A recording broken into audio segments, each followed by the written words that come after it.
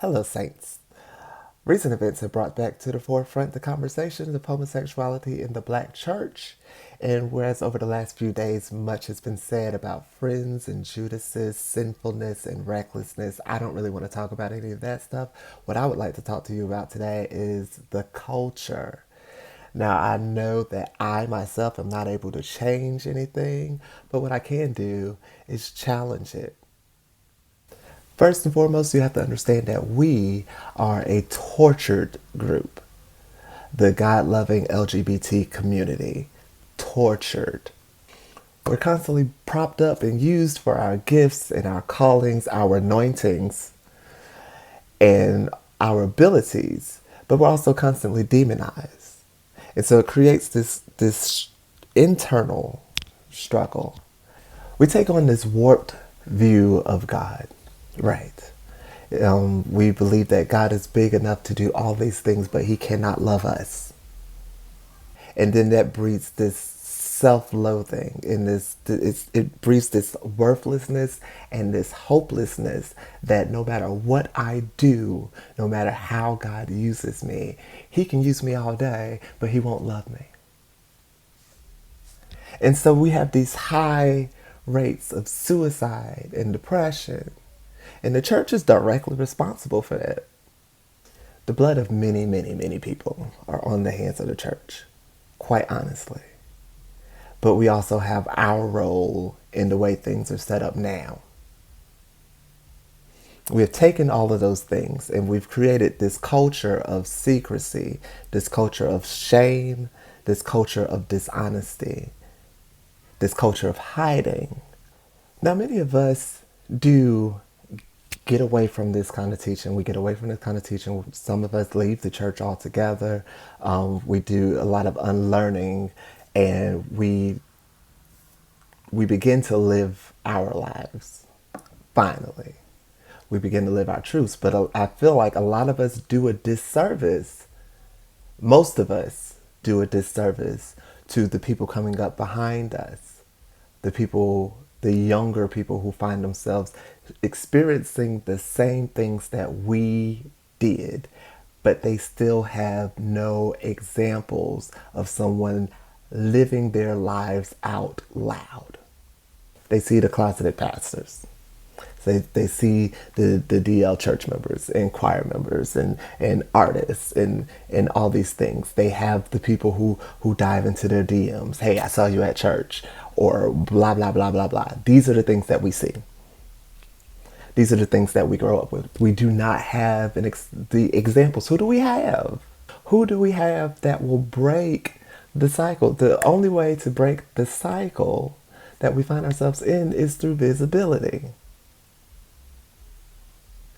It's going to take somebody, it's several somebodies to stand up and say, this is who I am, this is me in my entirety, and not making excuses for it, not doing the churchy thing of this is my struggle.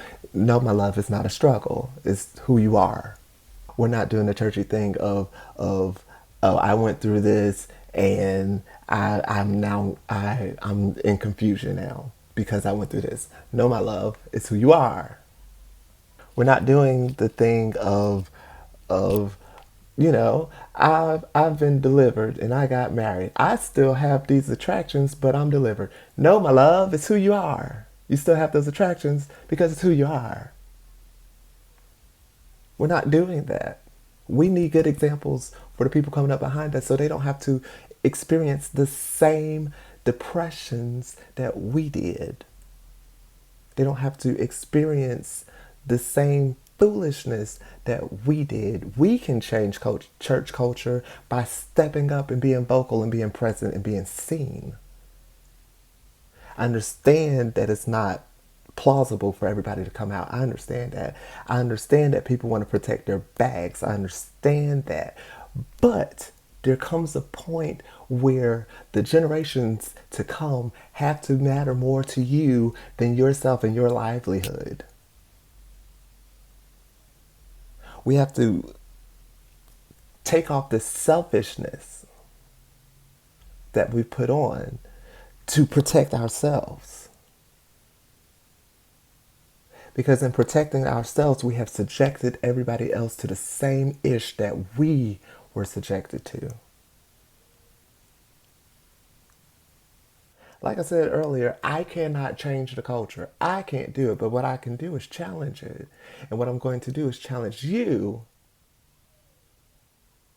to do something that'll benefit the body of Christ as a whole. Yes, there are people who feel like it's a sin. Yes, there are going to be people who are going to have negative things to say about me saying the things that I have said in this video. Boo to you. I don't have anything for you. Okay, I have thought like you think. I've been there. I've done that. And where did it get me? It almost took me to my grave. God bless your heart and all your parts. Move. So, like I said, I'm challenging you. Be the change that you want to see.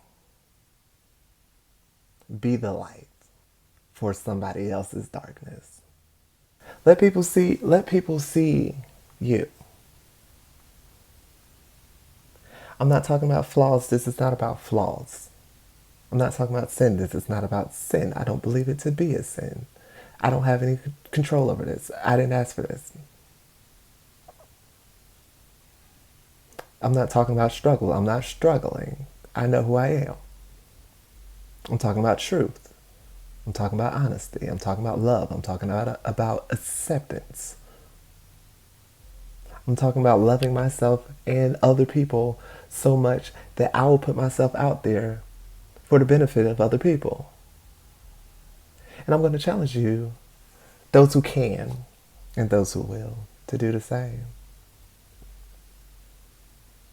I love you, I love me, and I love us for real. God bless.